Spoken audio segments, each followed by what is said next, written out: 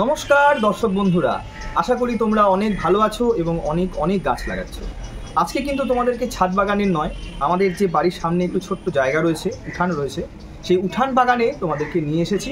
আজকে যে বিষয়ে তোমাদের সাথে কথা বলবো সেটি হলো আমার পিছনে এই যে জল বাগান রয়েছে, পদ্ম গাছ এবং water rose, Mexican sword lily.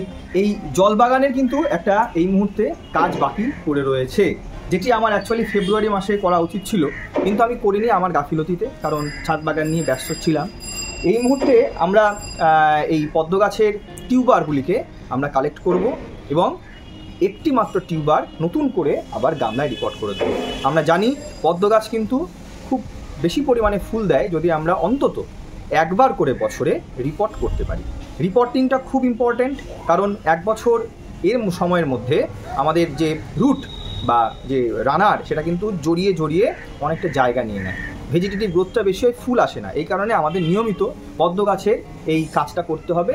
Total যে শেকড় সেটা তুলে ফেলে একটি মাত্র শেকড়কে রেখে আবার ফুলের জন্য অপেক্ষা করতে হবে, পরিচর্যা করতে হবে, কারণ এটা অনেকটা লং ডিউ একটা প্রসেস হয়ে গিয়েছে, অনেকদিন আগেই করতে হতো। তো আমি কিভাবে এই গামলা থেকে আমি শেকড়টা তুলছি এবং একটি মাত্র টিউবার আমি এই গামলায় রেখে আগামী 3-4 মাস ফুল পাবো, সেই প্রক্রিয়াটাই তোমাদেরকে দেখাবো। আশা করি ভিডিওটা একটু ইনফরমেটিভ হবে, তোমরা সম্পূর্ণ ভিডিওটি দেখলে একটা ধারণা হবে কীভাবে এই সম্পূর্ণ প্রক্রিয়াটি করতে হবে। আর যে সমস্ত আগ্রহী বাগানিরা এই গাছের টিউবার সংগ্রহ করতে চাও তারা আমাদের সাথে যোগাযোগ করতে পারো, কারণ এই টিউবার একটার অতিরিক্ত আমি রাখবো না। আর যে সমস্ত আগ্রহী বাগানিরা এই টিউবার নেবে তাদেরকে পৌঁছে দিলে আমাদের গাছের সংখ্যা বাড়বে, পরিবেশ সুন্দর হবে এবং প্রকৃতি একটা গ্রিনারিতে ভরে যাবে। তো চলো আজকের ভিডিওটা শুরু করা যাক। এই গামলায় রয়েছে রেড ফিলিপ, মানে টকটকে লাল রঙের পদ্ম ফুলের এই ভ্যারাইটি। এই গাছটিকে এখন এই মুহূর্তে রিপোর্ট করব। পাশে রয়েছে একটা ছোট বালতি, এখানেও কিন্তু একটা সুন্দর পদ্ম ফুলের ভ্যারাইটি পিকক পিঙ্ক, এটা কিন্তু রয়েছে এখানটায়, সেটাও রিপোর্ট করব। এই দুটো দিয়ে আজকে মোটামুটি কাজ শুরু করব। জানি না কতটা পারবো, তা কিভাবে করছি দেখো, খুব সহজ কাজ, আমাদের নিয়মিত এটা করা উচিত। তো এখানটায় আগে প্রথমে বালতিটা দিয়ে শুরু করি, কারণ ছোট জায়গায় রয়েছে। এই দেখো, 1 বছরের মধ্যে কিন্তু এই রকম হয়ে গিয়েছে, আর এতে ভেজিটেটিভ গ্রোথটা প্রচুর হয়েছে বলে ফুল কিন্তু কোনো মতেই আসবে না, শুধু পাতাই বেরোবে। তা এইভাবে রাখলে কিন্তু চলবে না।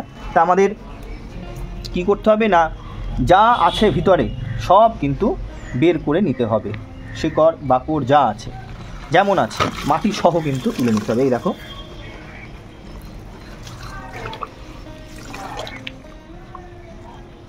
ছিঁড়ে যেতে পারে, কোনো অসুবিধা নেই, ছিঁড়ে গেলেও কোনো অসুবিধা কিন্তু নেই। যা আছে আমরা বের করে নেব এইভাবে, ব্যাস ধরে নিলাম। এবার এই কাদাটা থাকুক, কারণ আমার তো আবার রিপোর্ট করার জন্য মাটি লাগবে।